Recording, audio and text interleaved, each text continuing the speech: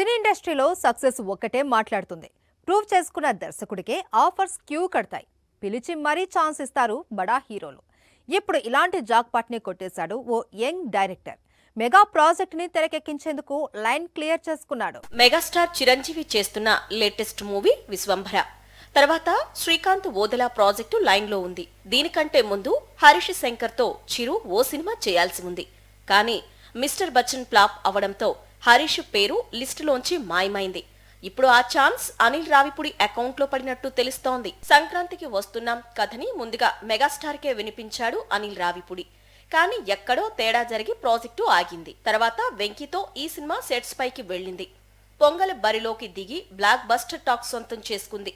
దీంతో మెగాస్టార్ నుంచి అనిల్ కి మళ్లీ కాల్ వచ్చినట్టు తెలుస్తోంది. సంక్రాంతికి వస్తున్నాం సినిమా రిలీజ్ కి నెల రోజుల ముందే అనిల్ వెళ్లి మెగాస్టార్ ని కలిశాడు. ఓ లైన్ చెప్పి వచ్చాడు.